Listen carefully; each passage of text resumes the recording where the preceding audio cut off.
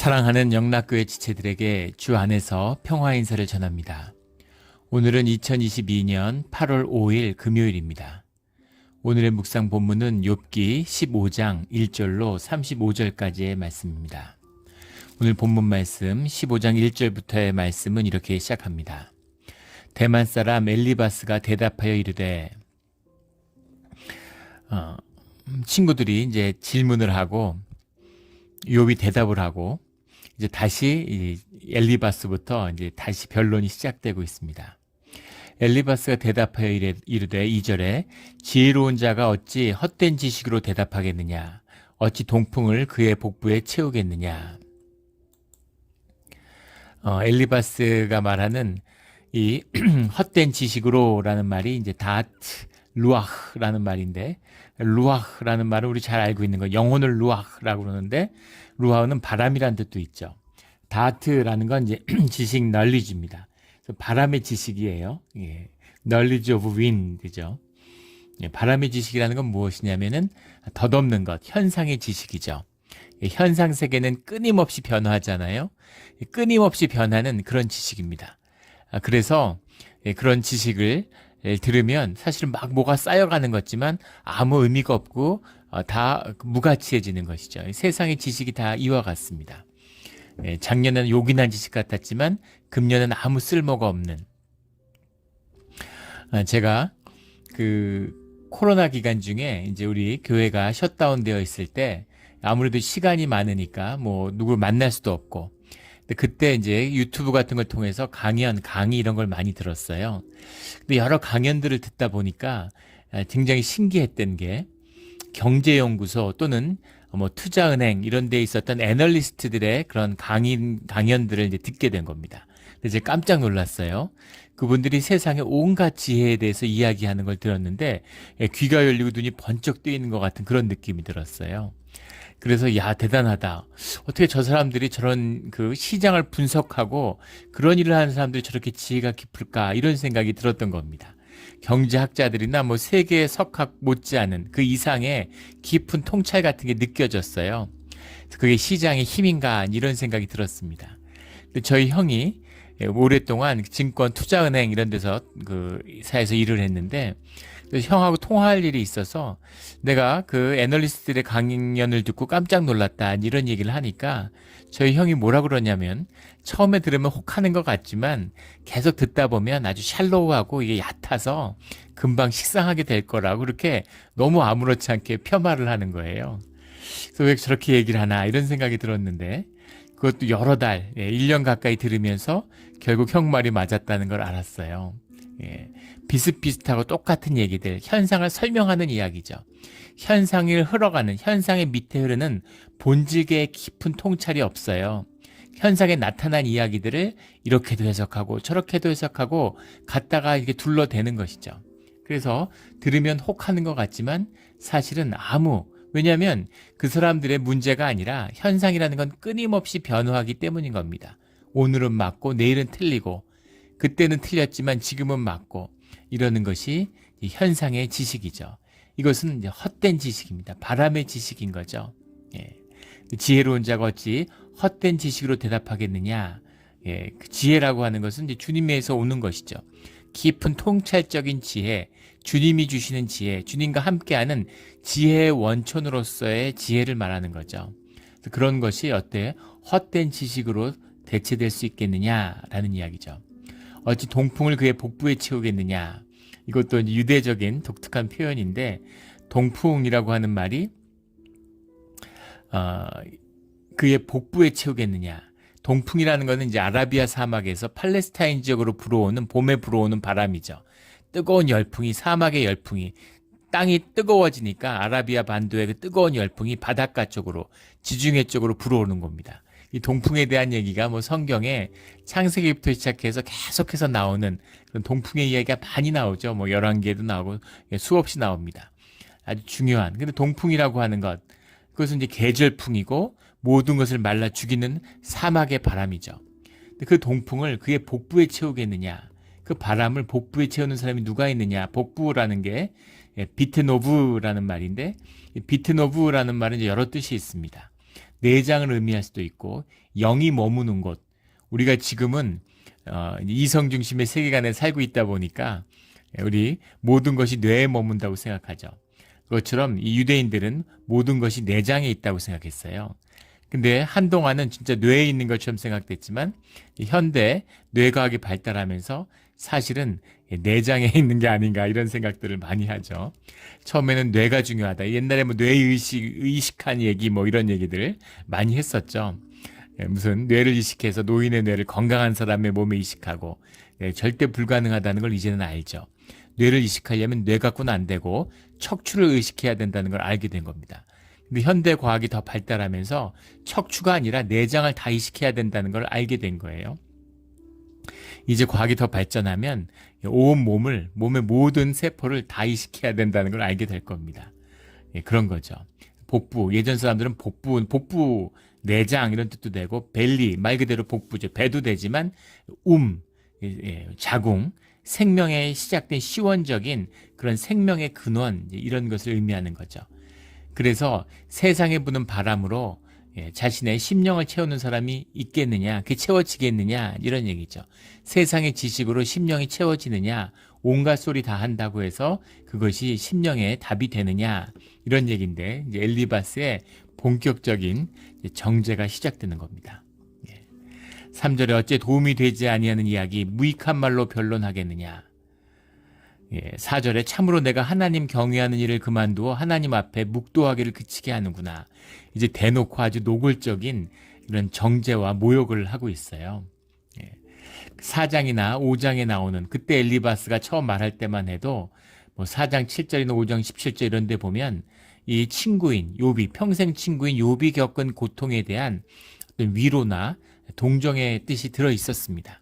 그런데 이제는 완전히 정죄가 담겨 있는 거죠. 인과응보의 사상, 그것이 들어 있습니다.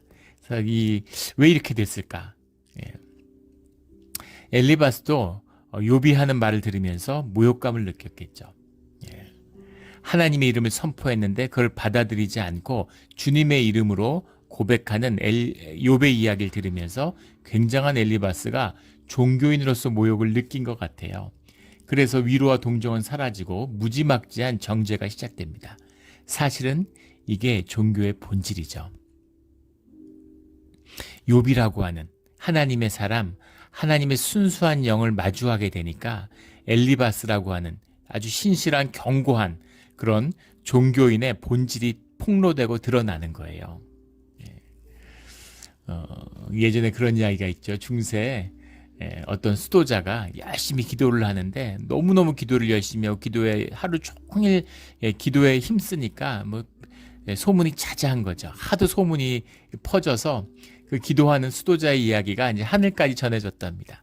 그래서 천사가 그 수도자를 보기 위해 내려왔는데 경건하게 기도하는 모습이 너무 아름다운 거예요. 그래서 그 수도자와 대화하기 위해서 손을 등에다 이렇게 얹었는데 갑자기 벌컥 화를 내더라는 거죠. 기도하는 거 안 보이냐? 기도하는데 어디다 손을 얹느냐고 화를 내더라는 겁니다. 천사가 아무 말 하지 않고 그 자리를 떠났다. 이런 이야기입니다. 겉으로 보면 경건하고 겉으로 보면 그럴듯하지만 사실 그것은 거짓된 거짓 가면을 쓴 종교의 모습일 따름인 거죠. 그것입니다.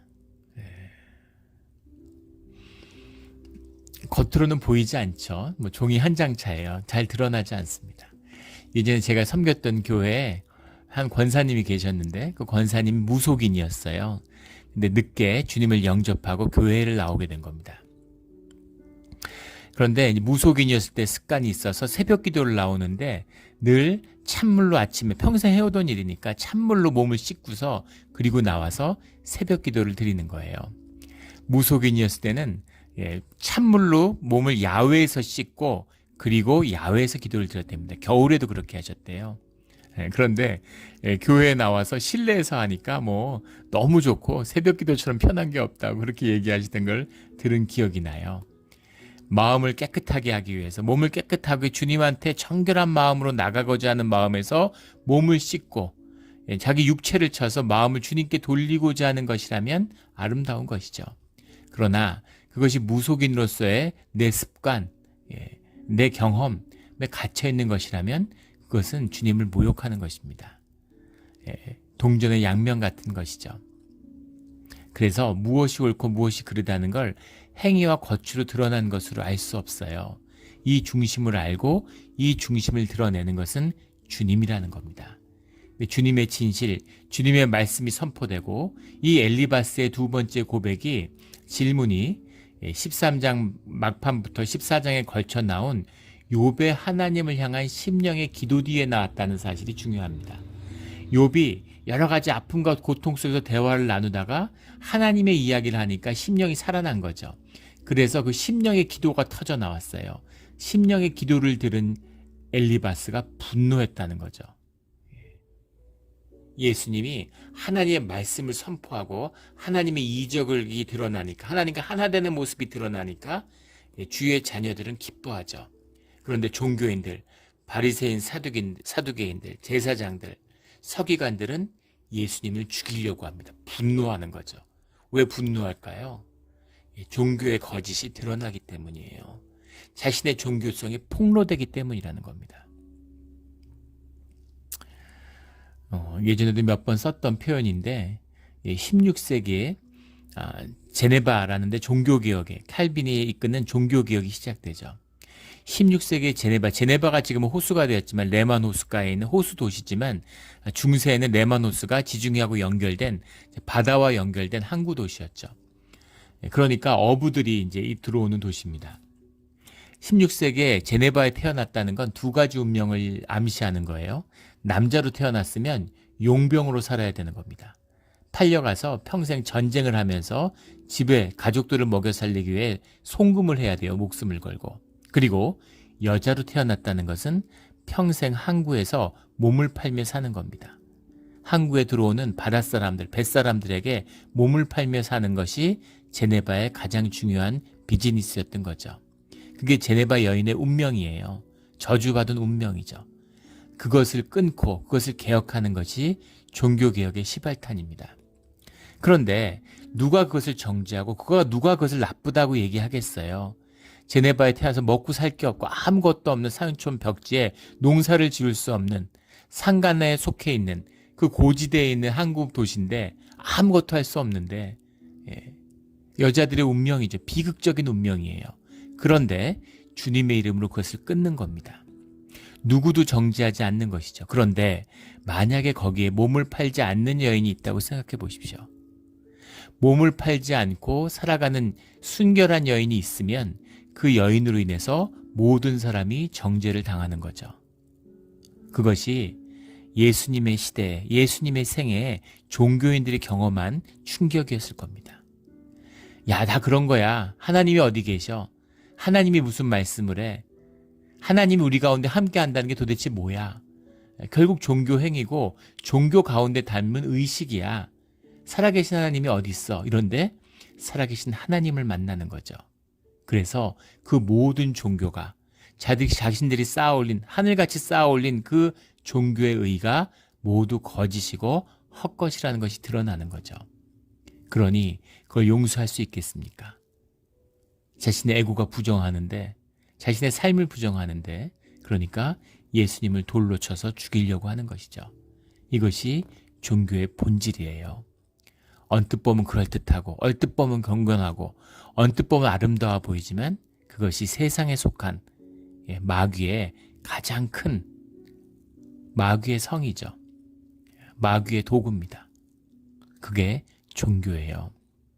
그 종교라는 외투 속에, 그 종교라는 껍데기 안에 신앙이라는 가장 아름다운 삶의 진실이 담겨 있는 겁니다. 이것이 우리가 살아가는 우리의 삶 속의 신앙의 모습이에요. 그래서 내가 깨끗하다고 주장하는 것, 이것은 그런 사람들은 의심할 여지가 있겠죠. 그러나 그 안에, 그 아픔과 고난 속에 있는 주님과 함께하고자 하는 그 몸부림, 그 진실, 그것이 또한 우리 삶 속에 주님이 허락하시는 신앙의 본질이라는 겁니다. 이게 욥이 증거하는 아주 아프지만 아름다운 이야기의 내용이죠. 그래서 엘리바스가 겉으로 보면 그럴듯해 보이지만 종교인에 지나지 않는다는 사실이 15장에 와서 드러나는 겁니다. 그전엔 다 아름답고 좋은 말만 했어요. 그런데 하나님의 임재가 강하게 나타나니까 종교성이 드러나는 거죠. 아픔과 연민, 깊은 아픔이죠. 무슨 종교적으로 떠벌리고 변론할 게 없어요. 아픈 겁니다. 그 고통, 그 아픔, 뭐라고 하던 우리가 육신의 존재를 입고 있기 때문에 아픈 거예요. 아픔, 같이 아파하는 것으로 끝나는 것이죠. 그런데 아파하는 것처럼 하더니, 동정하는 것처럼 하더니 하나님의 의가 드러나니까, 그러니까 분노하는 거죠. 그 아픔을 마주하지 못하는 사람, 아파하지 않는 사람들은 다른 사람의 아픔에 대해서 잔인해집니다. 왜냐하면 그 아픔이 자기의 진실을 건드리기 때문이에요. 그래서 그 진실과 담을 쌓기 위해서, 그 패서빌리티를 죽이기 위해서 잔인한 짓을 서슴지 않아요. 이것이 종교의 모습이죠. 그래서 무지막지한 정죄를 시작하는 것입니다. 6절에 너를 정죄한 것은 내가 아니요 내 입이라. 내 입술이 내게 불리하게 증언하느니라. 또 대놓고 정죄한다고 이야기하죠. 너가 한 이야기가 너에 대한 정죄가 된다. 이렇게 얘기합니다. 7절에 내가 제일 먼저 난 사람이냐? 산들이 있기 전에 내가 출생하였느냐? 제일 먼저 난 사람은 아담이죠. 주님이 아담을 만들었을 때는 원죄 이전에 하나님의 형상으로서의 아담을 이야기하는 거죠. 네가 그렇게 죄 없는 인간이냐? 이 얘기입니다. 산들이 있기 전에 내가 출생하였느냐? 이런 이야기죠. 그래서 누구나 다 죄인이다. 이런 이야기입니다. 10절에 우리 중에는 머리가 흰 사람도 있고 연로한 사람도 있고 내 아버지보다 나이가 많은 사람도 있느니라. 그래서 어떻게 욥도 나이가 상당한데 손자를 본 욥보다 나이가 아버지 뻘 되는 사람이 있을 수 있을까 하는데, 지금은 생각하기 어렵지만 이때는 얼마든지 가능합니다. 왜냐하면 이때는 유대인들이 13세, 10대 초반에 결혼을 하고 10대 때 애를 낳기 때문이에요. 저희 할아버지도 농경사업에서 12살에 결혼을 해서 16살에 큰 고모를, 20살에 저희 아버지를 낳았습니다. 결혼한 지 8년 만에 아버지를 낳아서 애가 늦게 태어났다고 그렇게들 걱정을 하셨대요. 근데 20살에 아들을 낳은 겁니다. 근데 유대 고대 사회는 다 그랬죠. 그래서 10대 초중반부터 시작해서 애를 낳기 시작해요. 그러니까 이미 40대에는 할아버지 할머니가 되는 거죠. 그러니까 충분히 아버지 뻘의 나이가 친구같이 지낼 수 있는 겁니다.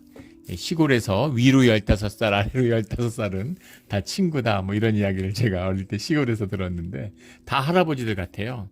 근데 그 안에서 친구처럼 어울려 다니지만 나이가 나중에 아버지 친구와 이제 아들 친구가 섞이는, 겹치는 이제 그런 일들이 일어나는 거죠. 다들 나이 차가 이렇게 촘촘하게 붙다 보니까. 근데 그런 일들이 있어서 아직 아버지 뻘 되는 사람과 친구로 지낼 수 있는 거죠. 10절의 말씀입니다. 11절부터 14절까지 하나님의 위로와 은밀하게 하시는 말씀이 내게 작은 것이냐? 이것은 친구들이 하는 그 하나님의 말씀이라고 선포된 것을 거부한 욥에 대한 비난이죠. 13장 7절에 보면 너희가 하나님을 위하여 불의를 말하느냐? 너희들이 왜 진실을 패하려고 그러느냐? 너희가 하나님에 대해서 뭘 안다고 그렇게 얘기하느냐? 라고 하는 거에 대한 분노가 표현되고 있는 거죠. 12절에 어째 내 마음에 불만스러워하며, 13절에 내 영이 하나님께 분노를 터뜨리며, 또한 중요한, 하나님을 마치 원망하는 것처럼 하나님에 대한 그런 자신의 분노를 이야기하는 것에 분노하는 것. 이거 왜 분노할까요? 이들이 하나님을 지키는 자들입니까? 아니죠. 자신들은 분노를 이야기하지 못하는데 욥은 하나님께 마음껏 자신의 분노를 터뜨리는 것에 대해서 참을 수 없는 거죠. 이게 진정한 자녀가 누리는 특권입니다. 예전에 제가 고등학교 때 친구가 있었는데 그 친구의 아버지가 저희 담임 선생님이었어요. 수학 선생님이었는데 진짜 무서운 분이었습니다. 실제는 성품이 그러지 않으셨을 수도 있는데 말씀이 없어요. 얼굴이 무섭게 생기고 체격이 크신 분이었는데 거의 말씀이 없고 아주 눈은 무시무시한 눈매를 가진 분이었습니다. 다 무서워했어요. 그때는 뭐 체벌이 공공연한, 매일 아이들 이제 빠따 때리고 누구나 뭐 다 때렸죠. 그러니까 뭐 아주 매를 무섭게 때리고 무서운 표정으로 근엄하고 말씀이 없으시니까 다 무서워했습니다. 근데 친구가 어느 날 있는데 그 친구한테 도시락을 그 선생님이 가져다 주는 거예요. 예. 도시락을 놓고 왔는지 그 친구 도시락을 챙겨왔는데 복도에서 우연히 그 도시락을 주는 선생님 모습을 우연히 봤습니다. 근데 도시락을 가져왔는데 뭔가 반찬이 마음에 안 들어서 안 갖고 왔던 것 같아요. 그 친구가 아버지한테 막 화를 내는 거예요. 짜증을 내면서 야, 안 먹는다니까 왜 갖고 왔냐 그러니까 아버지가 아이 그러지 말고 먹으라고 엄마가 싼 건데 막 사정을 하니까 아예 안 먹는다고 막 이 친구가 막 짜증을 내는 겁니다. 그걸 보고 얼마나 놀랬는지 예, 아들은 아버지를 무서워하지 않는 거죠. 예. 아버지가 예, 아들 도시락을 들고 왔는데 예, 뭐 저희 같으면 예, 제가 자란 가정의 경험 안에서 저도 가부장적인 가정에서 꿈도 못 꿀 일이죠. 뭐 그런 일들은. 근데 이 친구 아버지 사랑을 많이 받고 자란 예, 스스럼이 없는 그런 모습입니다. 예. 저도 아들 셋을 키우지만 예, 막내가 막 뭐 사달라고 조르고 그럴 때가 있어요. 아직 어려서. 큰애 둘째는 이미 이제 그런 모습을 잃어버렸습니다. 근데 막내는 그런 모습이 남아 있어서 예, 뭘 막 사달라 그래요. 예. 그러면 큰애가 뭐라 그럽니다. 근데 뭐라 그러는 큰애보다 막 사달라고 조르는 막내가 훨씬 더 마음에 기쁘고 좋아요. 예, 그냥 막 갖고 싶으니까 아버지한테 조르는 거죠. 그 모습이 너무 귀엽고 사랑스러운 겁니다. 아들이 애가 어린데 7살짜리 애가 아빠 보고 아유 우리 형편에 아버지 형편에 뭐 이런 걸 제가 이런 걸 갖고 싶긴 하지만 아버지가 어떻게 이런 거를 사주실 수 있겠어요. 만약에 애가 그렇게 나온다고 생각해 보십시오. 얼마나 가슴이 아프겠어요. 예. 아버지가 마음이 비통할 겁니다.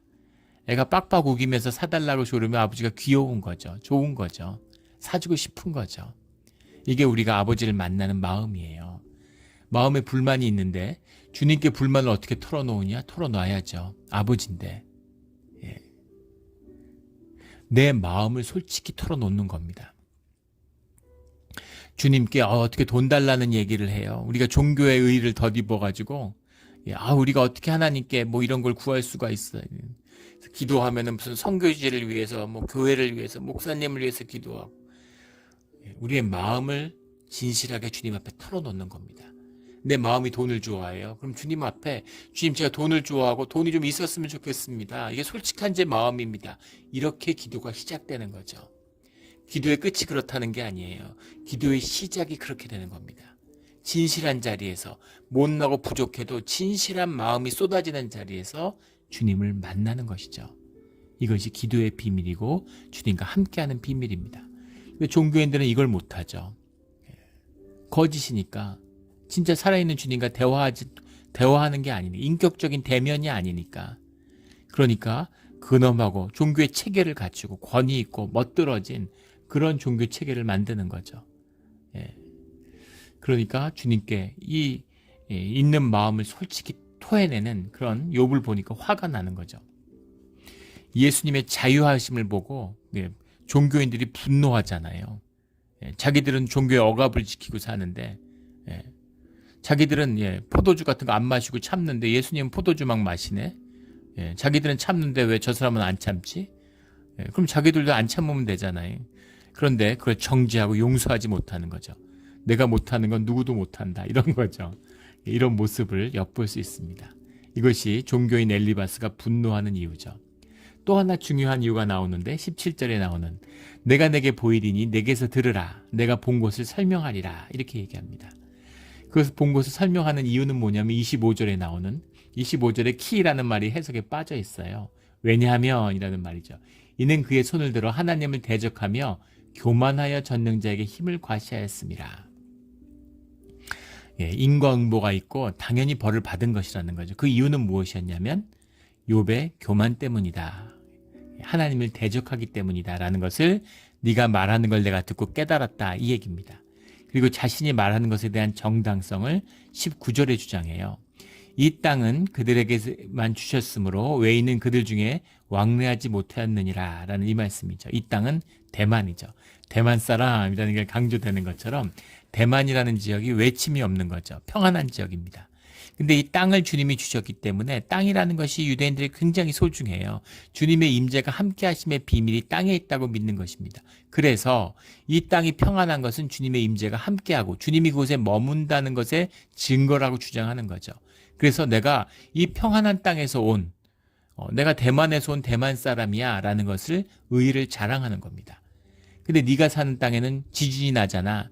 주님이 징계를 하잖아. 주님이 떠나신 거지. 이런 얘기죠. 그러니까 내 말 들어 이런 거죠. 그 정당성은 뭐냐면 바로 이 땅인 겁니다. 평안인 거죠. 자기가 무사하기 때문에 어려운 일을 당한 사람을 주님이 징계했다고 얘기하는 거예요. 이게 바로 교만이죠. 주님을 경외함이 없는 겁니다. 자기도 그게 닥칠 수 있어요. 나도 죄인이에요. 나도 벌 받을 수 있는데 왜 저 사람들은 벌을 주는데 나는 안 주실까? 두려워해야죠. 근데 두려운 게 아니라 종교의 의를 자랑하는 겁니다. 거봐, 나는 죄가 없는데 넌 죄가 있잖아. 이렇게 이야기하는 거죠. 30절에 가면 하나님의 입김으로 그가 불려가리라. 대놓고서 이제 욥을 정죄하고 있어요. 29절에 그는 부유하지 못하고 재산이 보존되지 못하고 그의 소유가 땅에서 증식되지 못할 것이라. 27절에 그의 얼굴에는 살이 찌고 허리에는 기름기가 엉겼고, 이건 뭐 분명히 또 역사적으로도 욥에 부요했던, 거의 뭐 재벌이죠. 욥은 그런 풍요와 부요함, 그것에 대한 질타가 들어있는 거죠. 그러니까 아마도 그 엘리바스는 욥의 부유함에 대한 시기하는 마음도 있지 않았을까 싶어요. 이게 왜 그렇게 거슬리고 이 부를 주님이 멸했다고 강조하는 것일까요? 그 부가 정당한 것이 아니었다고 계속 정죄하는 거죠. 그러니까 그 부가 불편했다는 겁니다. 그래서 엘리바스가 상당히 비참한 자신의 종교성을 드러내고 있는 것이죠. 이것이 진리 앞에 드러나는 종교의 모습입니다. 거짓이에요. 참 앞에 드러나는 거짓의 모습이죠. 그럴듯하고 아름다워 보이지만, 하지만 그것이 진실이 아니기 때문에 썩은 것입니다. 거짓, 참이 아니기 때문에 거짓인 거예요. 주님과 함께 하시는 임재가 없기 때문에, 그렇기 때문에 그것은 마귀의 자리가 되는 것입니다. 이게 종교예요. 다 아름답고 맞지 않는 말이 하나도 없습니다. 그러나 본질적으로 틀린 말이죠. 왜냐하면 주님이 욥을 의인이고 욥을 시험하는 것이 주님이며, 주님이 욥을 시험하는 이유는 주님의 의, 하나님의 의를 드러내기 위함이시기 때문입니다. 이것이 우리가 이 땅에서 경험하는 고난의 비밀이에요. 아프지만 진실하게 주님을 믿고 의뢰하며 고난의 길을 기쁨으로 걸어가는, 주님만이 하실 수 있는 일이죠. 그 일들이 우리 가운데 이루어지리라 믿습니다. 감사하며 예수 그리스도의 이름으로 고난을 이기는 우리 모두가 되기를 축원합니다. 함께 기도드리겠습니다. 하나님 아버지 감사합니다. 하나님 아버지 감사합니다. 주님의 은혜로 여기까지 왔습니다. 주님, 우리 이민의 땅에서 많은 일들을 겪었습니다. 하지만 주님을 믿고 의지하고 주님의 은혜가 함께해서 그 어려움들을 헤치고 나가며 여기까지 왔습니다. 우리의 삶이 주님의 뜻에 달려있음을 이제는 압니다. 주님 붙들어 주시고 지켜주시고 연약한 존재입니다. 주님, 새로운 삶의 기회를 여시고 긍휼과 자비를 베풀어 주시옵소서. 늘 진실하게 하여 주시옵소서. 부끄럽지만, 추하지만, 더럽지만, 죄에 엉켜있지만 주님이 사랑합니다. 주님 다 용서하여 주시고, 주님, 주님의 십자가의 보혈, 그 보혈, 긍휼의 보혈로 우리를 덮어 주시옵소서.